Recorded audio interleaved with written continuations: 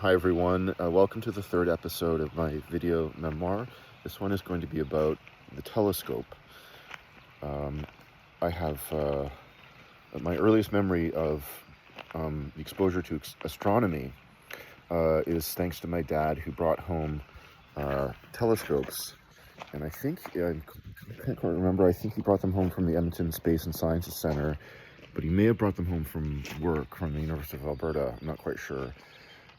But however, I would have been a preteen, basically, somewhere between maybe 9 and 12, and I knew about telescopes, of course, had toy telescopes and whatnot.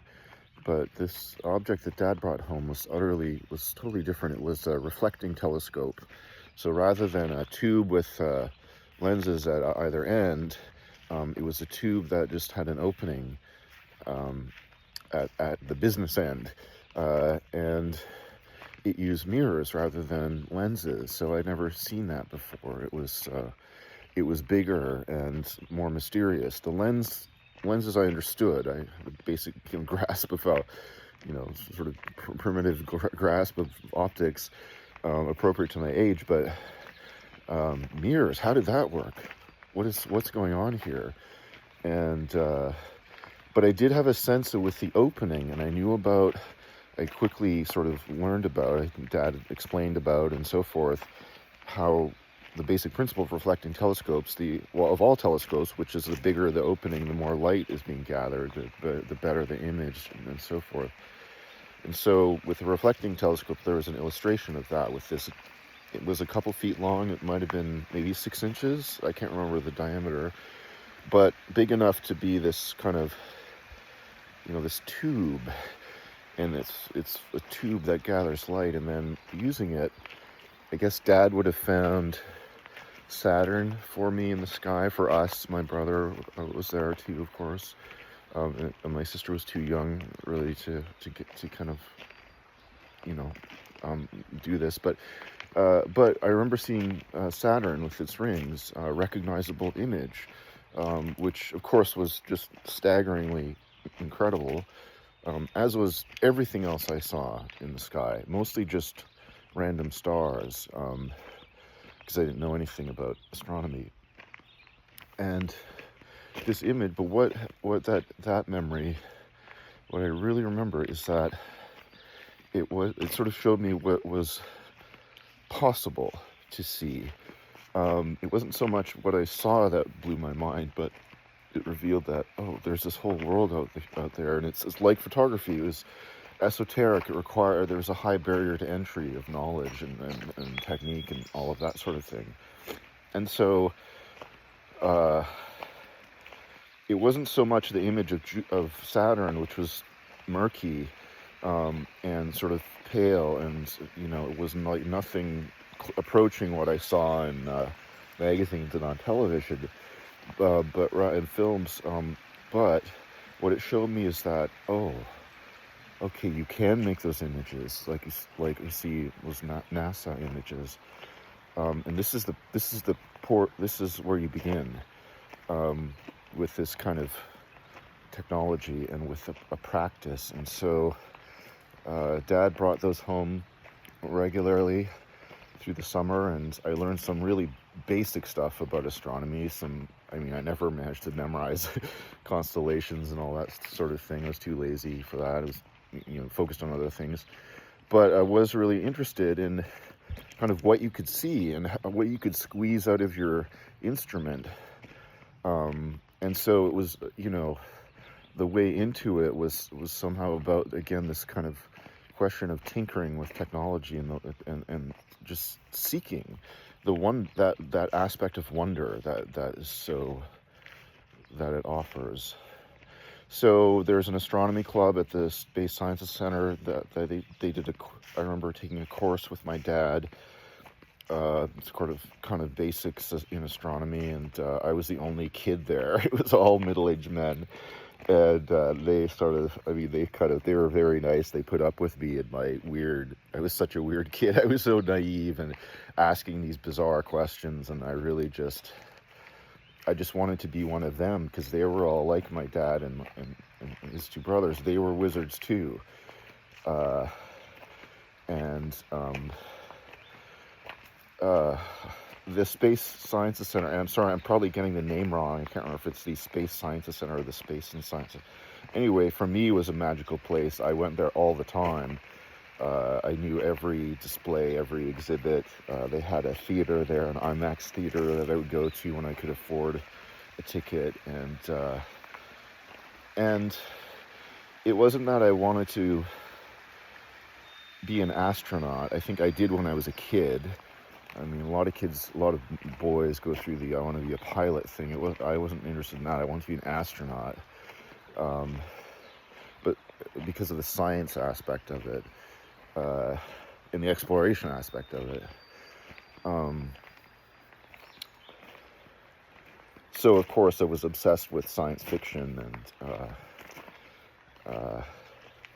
which is you know, of course, which goes to my taste and my experience of this seeking wonder through technology and through. So really, I'm a product of Star Trek. I watched it when I was a kid. We didn't have television around a lot, but when we moved we lived in my grandfather's house for a while. There's a TV there, and the old Star Trek, I would have been, I don't know, 7 or 8. And all those old Star Trek reruns, I just watched those endlessly. And Star Trek, I love. It's so beautiful to me. It is not the recent stuff, which just turns it into Hollywood action movies, but the original, and then the later, the Next Generation. It speaks to me because of its naive sense of wonder, to boldly go, and this sense of goodness in that show. That it was not only was it a vision of a world, you know, that had moved beyond money, and that was moving beyond, and it had moved beyond divisions, national and ethnic divisions and all that sort of thing. But it was a world of exploration. So it was good people trying to be good, rather, as they're on this journey of fulfilling this duty of exploring the universe. I mean, the concept of it, whatever one might think about it, the cheesiness or the genre, whatever, the idea, that's, I only understand this now, that something is being modeled for me in that show that fit perfectly with my kind of this introduction to a world of technological wonder and the spirit of it, which was a spirit of generosity of my dad and my uncles, and these men I was meeting, who were so kindly to this weird, totally socially awkward, I mean, shy, cripplingly shy, which I've been my whole life, really, up until this year. However, that's not the subject of this. Later, as an undergraduate, I took history of technology course in my first year, and it just continued the theme of wonder, and it put it into a kind of historical timeline that allowed me to sort of organize my thinking a little bit. I didn't consciously know this at the time. I can only think about this. I only understand this looking back, and having, particularly because I've had to teach history of technology in a specific way. I'm not a historian of technology, but I've had to incorporate that stuff into my work. So I've thought about it.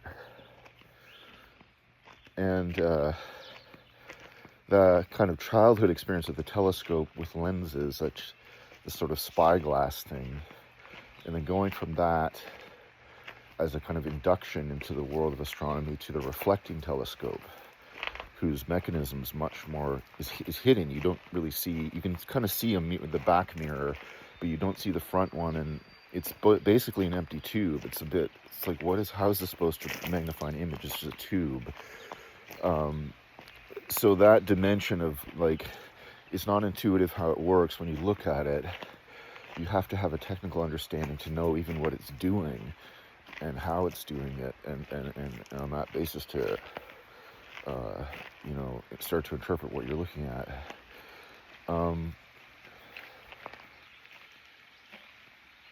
Now, I still am not drawn to kind of pursuing astronomy. I just, my head is too filled with other stuff right now to do that. But I have been doing some night photography lately, and I actually tried my hand at some sky photography, some star photography, wide field, which is very interesting. That's a world I'm not sure I'll pursue. It has its own thing. It has its the technological barrier to entry. If you want to get into it seriously, you have to start looking at sky trackers and motors and stuff. And again, I just don't have the headspace or the money to do that. But the experience of being in a rural setting with no lights around, no street lights for miles, only moving and perceiving the world only by starlight or moonlight or ambient light reflected from just it being an overcast, starless night. The way the eyes adapt to darkness, what comes out of what seems to be pitch black, is another kind of astronomy, and for me it's all become very poetic because I encountered these fireflies, and so I started to do all this work trying to figure out how can I shoot low light video in pitch black to capture these fireflies somehow. I never tried it before, and so you can see on my channel kind of how my experiments progressed and the images got gradually better. But in a way, it became a kind of terrestrial astronomy, because there are these stars, satellites, comets flying through the air. They have their own logic, which is mysterious, and how they move, their patterns of flashing. I mean, they're not mysterious in the sense that, yes, science, we know a lot thanks to science about the function of the flashes and how they work and how they differ from species to species. It's not that I'm talking about. It's